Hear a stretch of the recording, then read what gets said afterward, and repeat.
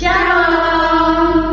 Kami dari kelompok 1, Prodi Pendidikan Kristen Anak Usia Dini semester 3. Perkenalkan, nama saya Navita Dewi. Saya Arasa Helina. Saya Nigel Santi. Saya Febrianti. Saya Rizal Saskia. Saya Kavia Kristina.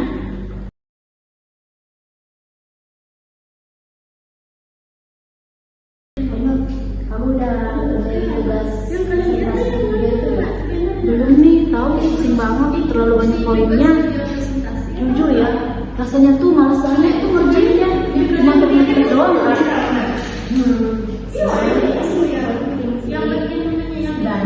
Kita kalau mau bangun mati itu perlu menangkah. Doa itu perlu berorganisasi supaya bangunan itu kokoh. Coba kamu bayangin kalau kamu tanpa kerangka, pasti rumah kamu roboh kan? Iya juga sih, berarti perencanaan itu membutuhkan kerangka juga ya. Tepat, bukan bagaimana cara kita. Misalnya kita sebagai calon guru bisa bikin kerangka pembelajaran yang kuat dan kokoh seperti itu. Wah, menarik sekali ya. Berarti perencanaan itu bukan hanya teori saja, tetapi gimana caranya agar kita tidak kaku dalam pembelajaran di kelas. Jadi di video ini kita akan melanjutkan menjelaskan tentang perencanaan pembelajaran. Ayo.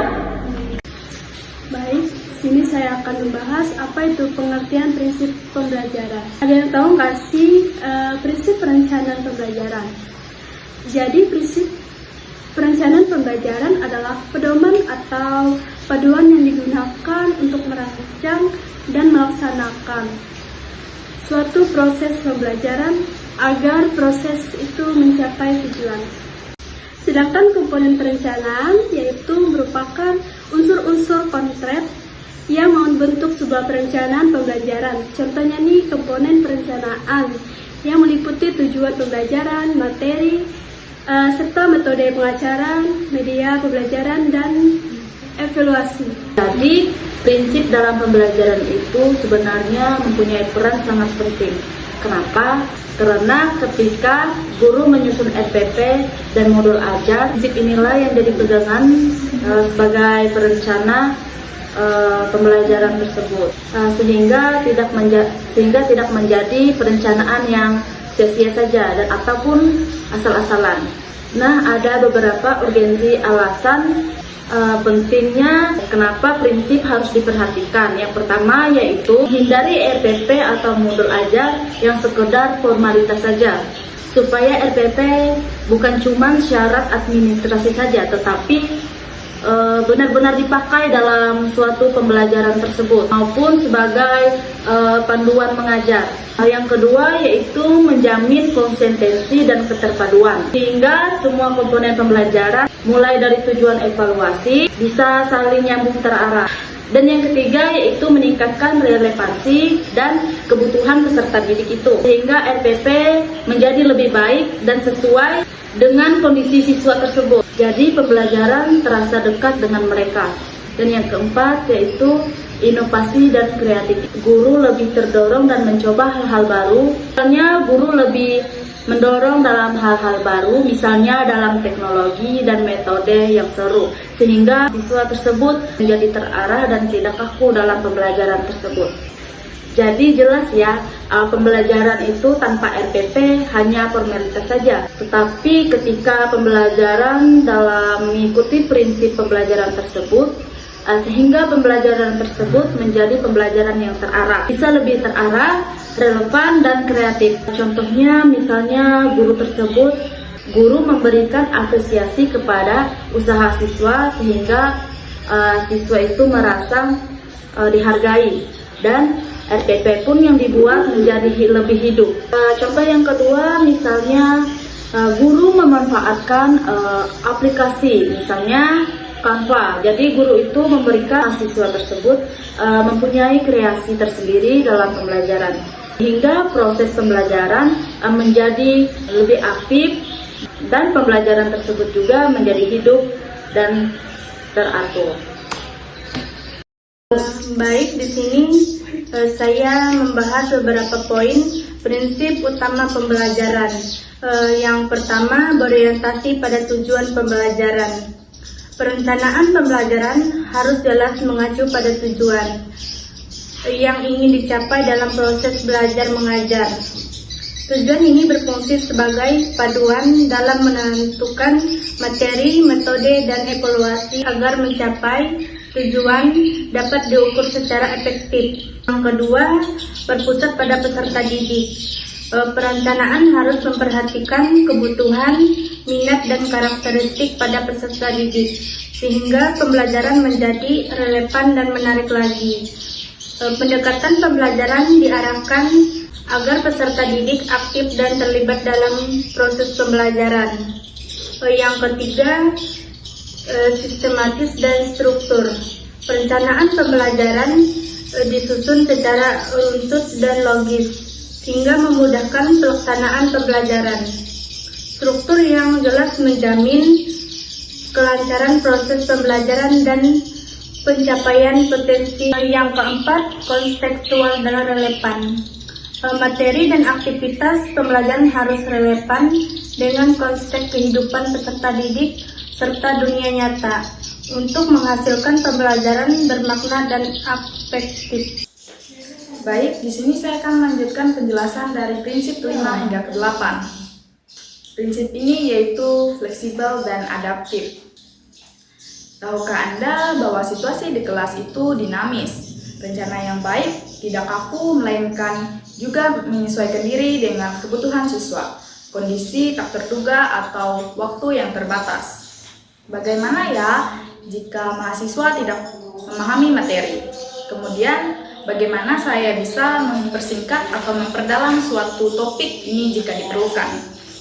Kemudian, prinsip ke-6 yaitu berorientasi pada pengalaman belajar bermakna. Pembelajaran akan lebih melekat kalau siswa tidak hanya menghafal, tetapi juga mengalami. Kita perlu mengajar mereka melakukan proyek, eksperimen, atau studi kasus, biar mereka berinteraksi langsung dengan materi. Pengalaman ini akan membantu mereka memahami konsep secara mendalam dan mengaitkannya dengan pengalaman mereka sendiri. Kemudian prinsip ke-7, keterpaduan dan kesinambungan. Keterpaduan dan kesinambungan yaitu setiap pelajaran yang Anda berikan harus menjadi bagian dari sebuah gambaran besar. Pastikan materi yang Anda ajarkan terhubung dengan apa yang mereka pelajari sebelumnya dan menjadi fondasi untuk materi yang akan datang. Perencanaan yang berkesinambungan akan memastikan pencapaian kompetensi siswa bisa terjamin. Kemudian prinsip yang terakhir yaitu efektivitas dan efisien. Efektivitas dan efisien merupakan perencanaan yang baik, harus memastikan proses pembelajaran berjalan efektif dalam mencapai tujuan dan efisien dalam penggunaan sumber daya seperti waktu, tenaga, dan fasilitas. Kita perlu memilih metode dan media yang paling tepat. Kita gunakan waktu sebaik-baiknya. Ini tentang bekerja dengan cerdas, bukan hanya keras.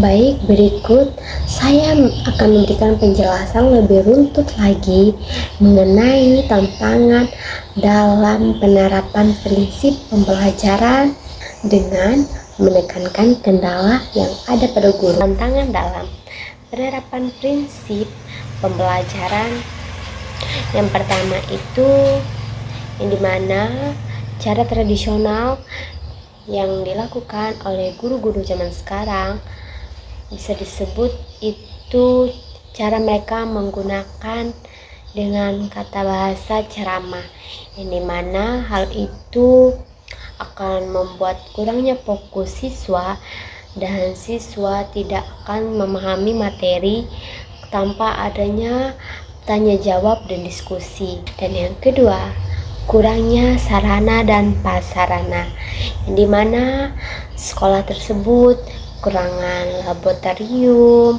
perpustakaan, ruang kelas tidak mencukupi, akses internet yang belum memadai sampai ke tempat daerah tersebut. Itu adalah kendala yang dialami oleh guru. Dan yang ketiga, banyaknya siswa di dalam kelas. Karena saking banyaknya siswa akan membuat guru akan sulit melakukan penerapan pembelajaran yang lebih aktif lagi kepada siswa karena sulitnya menjangkau semua siswa karena semakin banyaknya siswa di dalam kelas tersebut. Namun, di balik ada kendala tersebut, bukan berarti akan menghalang kreativitas guru untuk melakukan kreasinya tersendiri. Baik, saya di sini akan melanjutkan penjelasan tentang cara kreativitas mengatasi kendala. Walaupun banyak tantangan, bukan berarti prinsip-prinsip pembelajaran tidak bisa diterapkan. Beberapa cara kreatif yang bisa dilakukan guru, yaitu yang pertama, menggunakan metode pembelajaran aktif meskipun sederhana. Guru bisa mulai dari hal-hal kecil seperti diskusi kelompok, tanya jawab, bermain peran, atau menggunakan pertanyaan pemantik untuk membangun keaktifan siswa tanpa perlu alat yang canggih. Dan yang kedua yaitu memanfaatkan bahan ajar dari lingkungan sekitar jika tidak ada media pembelajaran modern. Guru bisa menggunakan benda-benda sederhana atau situasi nyata di sekitar sekolah sebagai bahan belajar. Ini justru bisa membuat pembelajaran lebih kontekstual dan bermakna.